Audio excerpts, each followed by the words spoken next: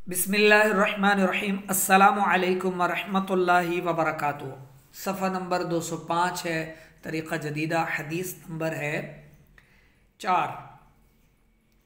क़ाल रसूलुल्लाह सल्लल्लाहु अलैहि वालैहि वसल्लम, अल्लाह के रसूल सल्लल्लाहु अलैहि वसल्लम ने फरमाया, मन रद्दा, जिसने रद्द किया, जिसने लौटा दिया, जिसने फेर दिया, जिसने वापस कर दिया, जिसने दिफा किया, अन से, इर्द आबरू, अखी ही, अपने भाई की, जिसने अपने भाई की आबरू, अच्छा, बिल गैबी, पीठ पीछे, ठीक है, गैब से यानी पीठ पीछे, जिसने अपने भाई की पीठ पीछे, जिसने अपने भाई के पीठ पीछे उसकी आबरू का दिफा किया, रद्दल्लाहु अन वजहिन नार यौमल क़ियामती, अल्लाह उससे रद्द फरमाएगा,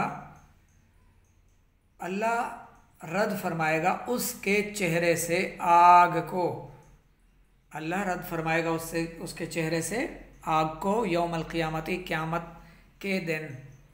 यानी जिसने अपने भाई की पीठ पीछे उसके आबरू की जो है दिफा किया, तो अल्लाह क़यामत के दिन उसकी आग को उसके चेहरे से दूर फरमा देगा, रद्द फरमा देगा।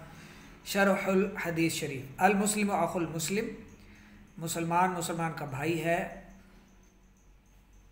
और वल उखुव्वतु तुजिबु अलल अखावैनी, और ये जो भाईचारा है वाजिब करता है दो भाइयों पर, अन यकूना कुल्लु मिनहुमा मुखलिसन लिअखीही, कि उनमें का हर एक आपस में एक दूसरे से मुखलिस हो, सादिक़ल महब्बति लहू, वो उसके साथ सच्ची मोहब्बत करे, यदफ़उ अन्हु अलसिनतल मुग़ताबीना, और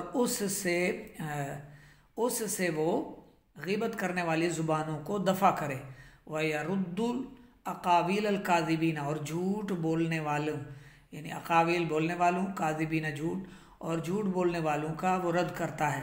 फ़मन अद्दा हाज़ल वाजिब लि अख़ीही रद्दल्लाहु अन्हु नारा व जअलल जन्नत दारहू, तो जिसने अपने मुसलमान भाई के लिए इस वाजिब को अदा किया, यानी अद्दा, पूरा किया, अदा कर दिया, अपने मुसलमान भाई के लिए पूरा किया या अदा किया, अल्लाह उससे आग को दूर कर देगा और जन्नत को उसका ठिकाना बना देगा। रद्दल्लाहु अन्हु नारा व जअलल जन्नत दारहू, वल्हम्दुलिल्लाहि रब्बिल आलमीन। और तमाम तारीफ़ें अल्लाह ताला के लिए जो तमाम जहानों का रब है। अच्छा जी, तम्मा तहरीरु हाज़ल किताबी फ़ित्तासिई वल इशरीना मिन जमादल ऊला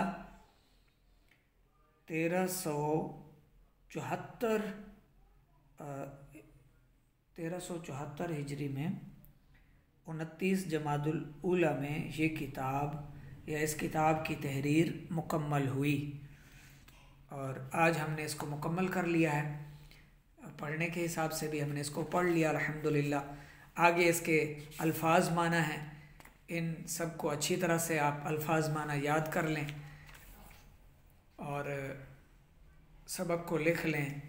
और ये अल्फाज माना जो है, जब आप हदीस का सबक सुनाते हैं तो आपसे गुजारिश है कि इन अल्फाज माना को भी एक बार सुना दीजिएगा। आपके एक बार सुनाने से आपको ही इसका फ़ायदा होगा इंशाअल्लाह। आज ये हमारी किताब मुकम्मल हुई। अब इंशाअल्लाह मज़ीद आगे हम दूसरी बुक पढ़ेंगे इंशाअल्लाह।